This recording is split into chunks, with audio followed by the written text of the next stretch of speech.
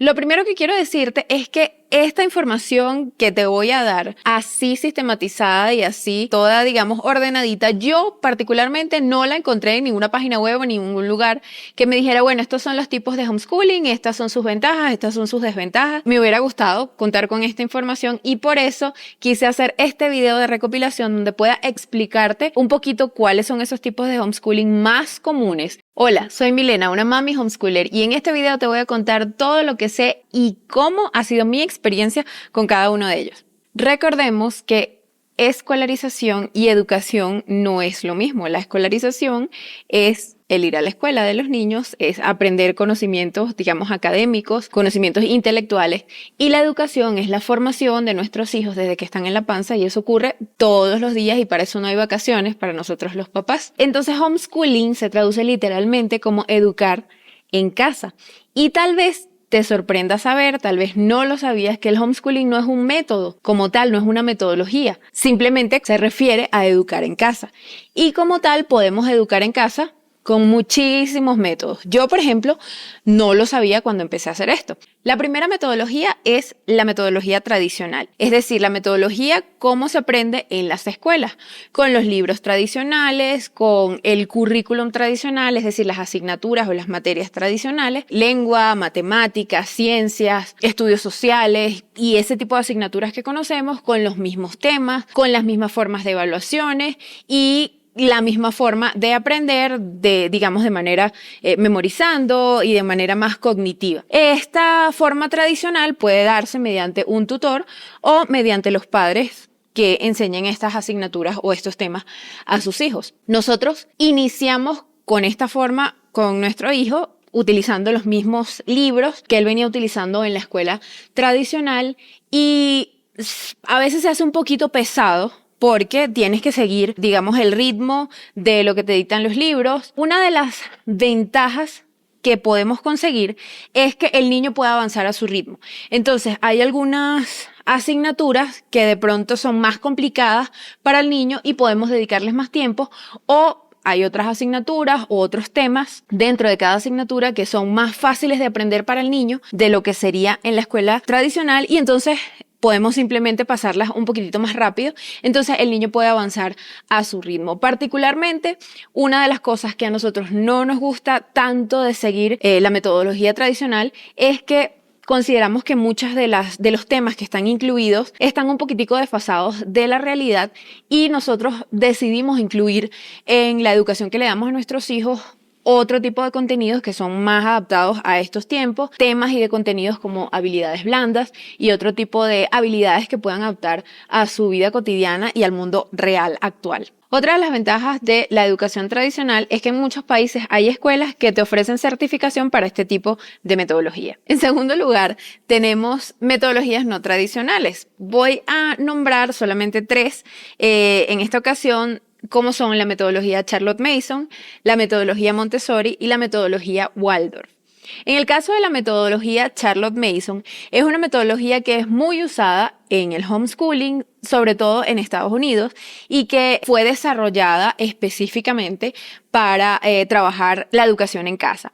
En el caso de la metodología Montessori y la metodología Waldorf, son metodologías que se usan en las escuelas, digamos, normales, en las escuelas tradicionales, pero son metodologías que son un poquitito más enfocadas en el niño, que son metodologías un poco más relajadas con respecto a lo que conocemos de las escuelas tradicionales. Si bien son metodologías que también se utilizan en la educación tradicional, son metodologías que son bien interesantes, bien prácticas, bien divertidas de utilizar en casa. En nuestro caso, nuestro hijo menor, el más pequeño, tenía 2 añitos apenas.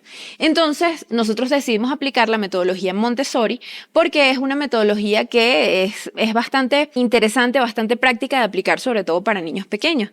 En esta metodología, los niños, en vez de estar trabajando con libros, en vez de estar, digamos, centrados en leer o en aprender a escribir, los niños básicamente están jugando y aprenden a partir del juego.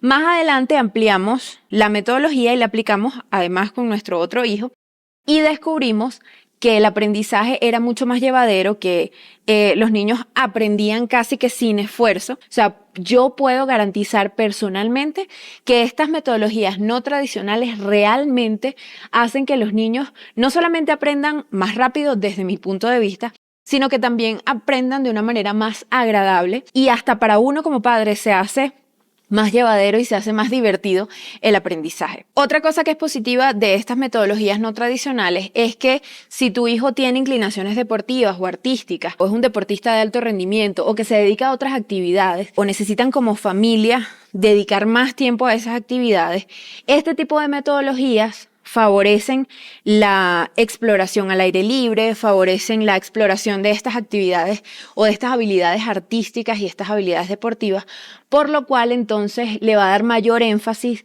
a estas habilidades de tus hijos y va a permitir que se desarrollen muchísimo más. En el caso de estas metodologías alternativas de educación, es importante que puedas buscar academias umbrellas o academias paraguas que puedan certificar la educación en casa. Una tercera metodología o forma de hacer homeschooling es algo que se ha denominado unschooling, y tiene que ver con una forma o un tipo de educación en casa más desestructurada, más relajada, sin un plan de estudios, sin evaluaciones, sin calificaciones, basada en la exploración, basada en el descubrimiento. En este tipo de estudios, en esta metodología, el papá no es un vigilante, sino es más un guía, es un explorador, es alguien que junto con el niño va descubriendo conceptos, va descubriendo el conocimiento desde la perspectiva de la exploración. En nuestro caso, luego de que nos dimos cuenta de que los niños podían aprender de una forma más relajada, nosotros optamos por aplicar esta metodología sin saber de qué se trataba, sin saber que existía esto. Descubrimos que se llamaba así o que existía esto mucho después. Nosotros tomamos la decisión entonces de simplemente dejar que los niños pudieran descubrir a partir de sus inclinaciones, de las cosas que a ellos más les gustaban, de sus habilidades naturales, que ellos pudieran aprender a partir de allí esos conocimientos que querían adquirir o esas cosas que iban descubriendo. Nuestro hijo menor le gustaban mucho las matemáticas y nosotros dejamos que entonces él le dedicara muchísimo tiempo a ese contenido. Tal vez muchos padres se asusten y digan, bueno, no, es que él necesita saber más o saber de las cosas de forma balanceada. Y resulta que él tenía una necesidad muy grande, una sed muy grande por saber acerca de las matemáticas. Y simplemente dejamos que él pasara muchísimo tiempo investigando, estudiando y desarrollando ese conocimiento por las matemáticas. Entonces simplemente nos dimos cuenta de que nuestro rol en ese caso no era poner límites o decir qué era lo que debían hacer, sino proveer información suficiente, proveer materiales, proveer recursos, de manera que ellos pudieran autorregular ese aprendizaje, autorregular el descubrimiento y la exploración, y descubrimos que pues ellos tenían mucha sed de conocimiento y todas las cosas que nosotros poníamos a su alcance, ellos simplemente iban a tener esa sed de ese descubrimiento. Y cuando digo recursos no me refiero únicamente a libros. Por ejemplo, nuestro hijo menor le fascina Numberblocks y entonces él se metía en YouTube y ponía los episodios una y otra vez, se los sabe de memoria. Y descubrimos que no solamente los veía una y otra vez, sino que era capaz de entender los conceptos más allá de lo que le estaban explicando o el cuento que echan los numeritos y los bloques. Desarrolló una pasión muy grande, no solamente por los números, sino por los números cuadrados, las raíces cuadradas, las raíces cúbicas. Pudo llevarlo desde la caricatura a la aplicación y entonces pudo resolver problemas y pudimos utilizarlo como una herramienta más. No solamente utilizábamos eso, sino que utilizábamos otros materiales. Acá hay un material que se llama la base 10, que tiene cubitos, que tiene cuadrados y tiene cubos más grandes, que entonces pueden representar la unidad, la decena, la centena, la unidad de mil y todas estas cosas que son conceptos abstractos, pero que él no los aprendió a través de un libro, él los aprendió tocando, él los aprendió viendo colores, viendo figuras, incluso a través de una caricatura.